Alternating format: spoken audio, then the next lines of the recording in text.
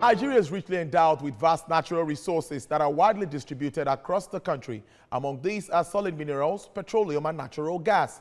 About 50 solid minerals have been discovered in 500 locations in the country. As a result of this, mining done virtually in all of the states of the Federation.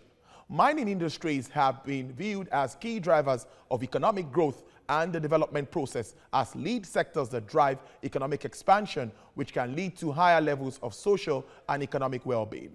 Coal and tin ranked high as Nigeria's foreign exchange earners during the colonial period. And after the country's independence in 1960, other minerals such as limestone, gold, marble, clay, etc. were mined at a lesser degree, mainly for local consumption. Other major solid minerals found in Nigeria include talc, gypsum, iron, ore, lead, zinc, bentonite, and bright gold, bitumen, rock salt, gem salt, kaolin. Therefore, the discovery of crude oil in 1956, all glut of the 1970s and early 80s drastically affected the solid minerals industry to an extent that the overall contribution of mining to the national gross domestic product, GDP, as of today, stands at less than 1%, while the federal government is targeting 7% the next 10 to 15 years. Economic experts say solid minerals industry has the capacity to generate an annual revenue of $60 billion US dollars and save Nigeria from a monoproduct economy and vulnerability to international oil politics and its repercussions. The domineering role of oil did not allow past governments to attend to global challenges that evolved in the development of solid minerals. Let's discuss this further. I have joining me via Skype from Abuja, the Minister of Mines and Steels Development, Architect Olamilekan Adegbite. Thank you very much, Honorable Minister, for your time. Thank you so much, Tolu. No. It's nice to be here with you. Yes, let's start immediately with the impact of COVID-19 on the mines and steel sector and how it has affected growth in terms of mining implementation and strategic team forecast earlier made. Well, first, just like all other sectors, the COVID-19 pandemic affected us because restricted movement and as such, restricted activities on the mine sites. That's the downside. But then it also brought the positive side because of the pandemic, price of oil went down and the reality dawned on us further because we're making efforts in the past to diversify the economy through mining. Now this made us to realize that we needed to accelerate that process. So this is some of the upside with the pandemic. And of course, we're doing that. Our artisanal miners on the field could not produce so much. The small-scale miners were affected, and they were unable to go out as much as they would love to work on the mine sites. That's the downside. Now, in the bid to diversify the economy, we have to invest more in developing the mining ecosystem to serve a targeted domestic and export market. Now, the target is to at least position the sector to contribute more to the GDP by 2025. How visible do you think this is?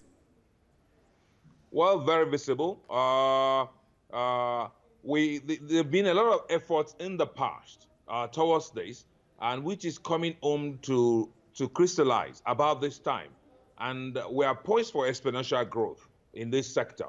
The first thing is we needed to get the serious miners, the big miners, that's the juniors and the majors, into Nigerian economy before Nigerian government could begin to realize some dividends from mining itself. What has obtained in the country so far is mostly artisanal miners who were not actually contributing anything to the economy. These were essentially subsistence people who mine just to make ends meet. What we are doing on one hand, for those people to be able to contribute, is organizing them, giving them some incentives in terms of training, equipment, safety, extending low-interest funds to them on the one hand. On the other hand, Nigerian government has invested heavily in exploration projects. There's this NIME project, which of course has targeted about 5 minerals.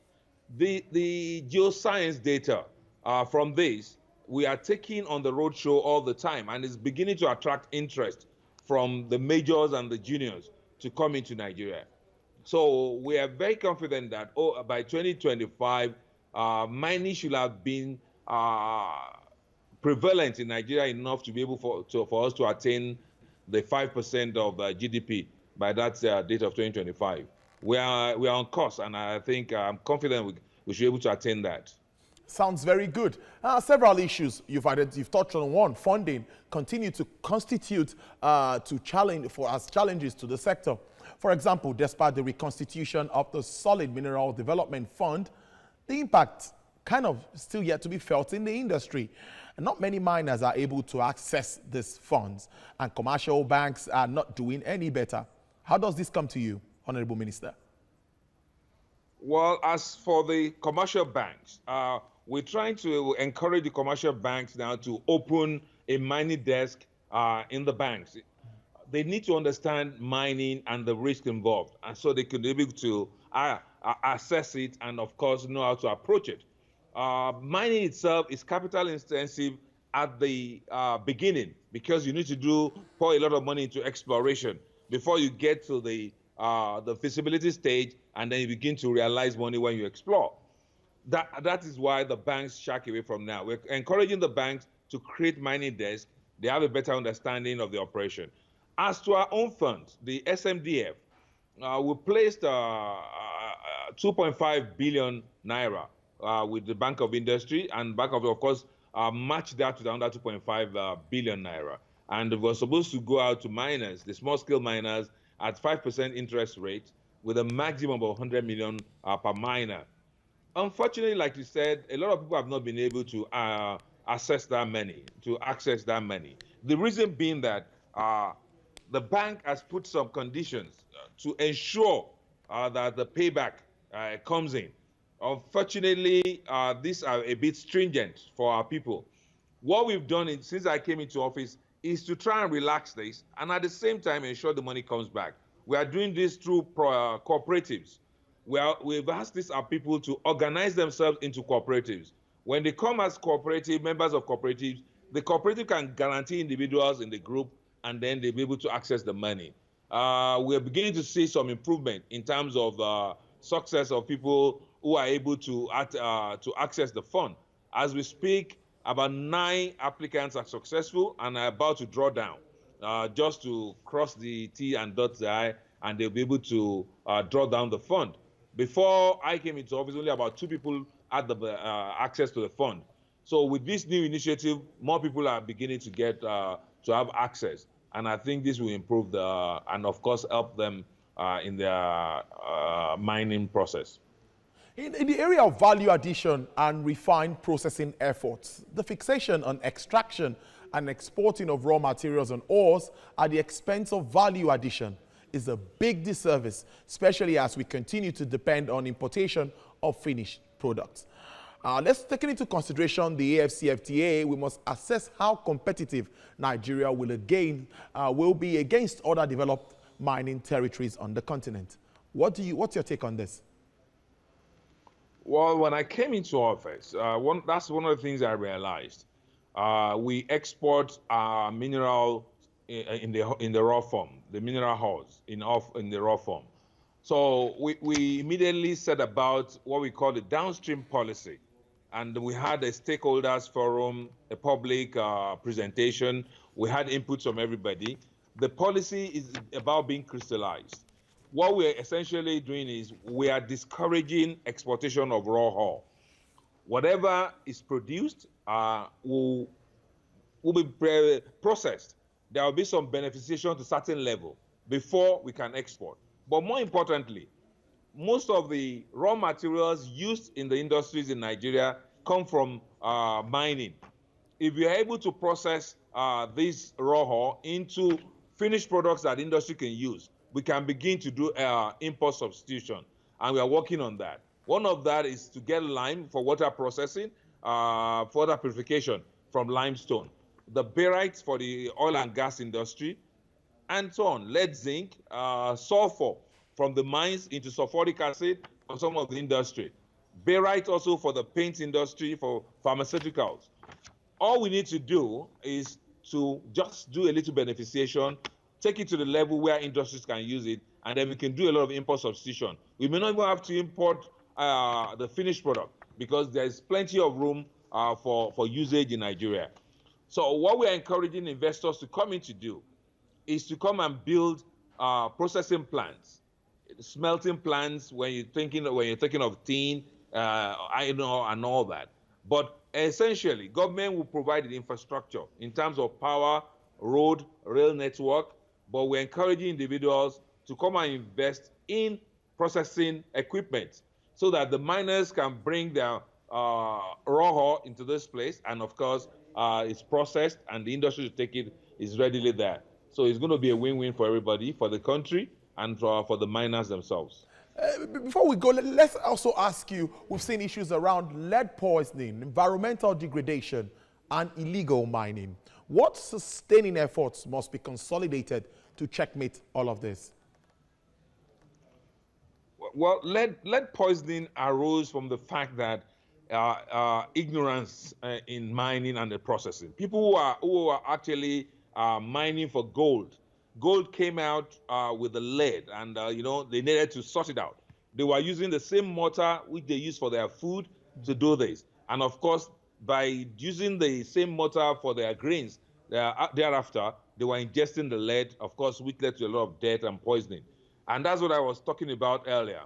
What government is doing is educating these people. We go out there and tell them of safer methods of mining, of processing, of separating their gold. They don't have to use mercury. We are doing that. We are giving them, apart from the education, we are giving them equipment, of course, to improve their yield, their productivity. We're extending loans to them, of course, to help them in that transition period before they realize and make money. Government is also going further. We're establishing buying centers. Before we came on the scene, these miners have to sell to all these illegal miners who rode on their back and, of course, exploit them. They have to sell to these people to make the ends meet. But with government-accredited buying centers, you can get full value for whatever you win, for whatever you realize and you sell to us. So it's a continuous process. We keep educating them. We give them all the incentives. And, of course, the upside for government is that when we bring them into the fold as such, they pay their royalty and revenue comes to government. So it's a win-win situation. Honorable Minister, before we let you go, you've answered my last question. I want to talk about artisanal mining and what you're doing, maybe to improve that initiative. And what more should we expect from your ministry moving forward in 2020, despite all of the challenges? Well, the mining sector is trying to help government post-COVID by providing employment to our people. And one of that is actually in the downstream sector, in the processing. The processing itself will create a lot of employment for our people. We are training our people because Nigeria has a lot of gemstones. Essentially, most of the time we talk about the minerals alone, but even we have a lot of gemstones. Some gemstones that are very, very rare can't be found in any other part of the world.